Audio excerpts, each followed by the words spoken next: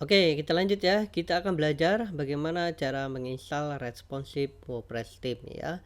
Oke, kita akan diberikan WordPress theme-nya default seperti ini ya. Oke, kita akan lihat di website kita ya. Anda klik di sini, klik visit site, tekan kontrol ya, tahan kontrol di keyboard Anda ya. Maka website kita akan seperti ini ya.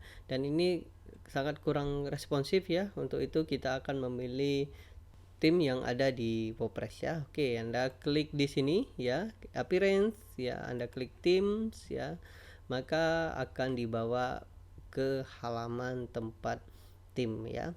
Oke, di sini adalah fasilitas yang diberikan oleh Teams ya. Oke, Anda akan bisa memilih berbagai Teams ya. Caranya Anda klik di sini add new ya. Oke, kemudian Anda klik oke ya, kita back ya.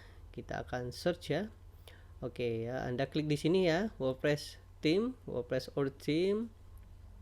Oke, maka Anda akan melihat tampilannya seperti ini ya.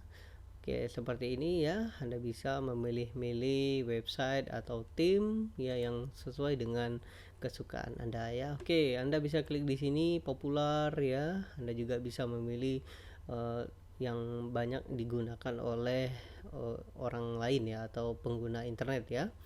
Oke, Anda juga bisa melihat di sini ya. Oke, contohnya preview seperti ini ya. Klik di sini preview ya.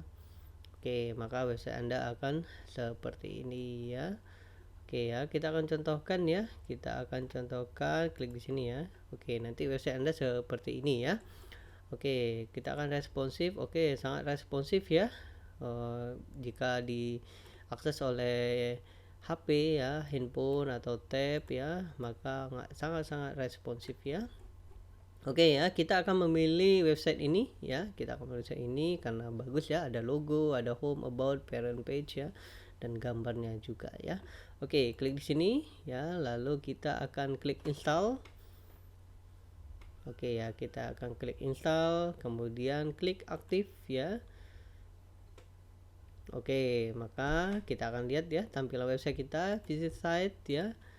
Oke, maka website kita akan tampil seperti ini ya. Oke, nanti kita akan setup ya. Kita akan setup beberapa tampilannya seperti ini ya.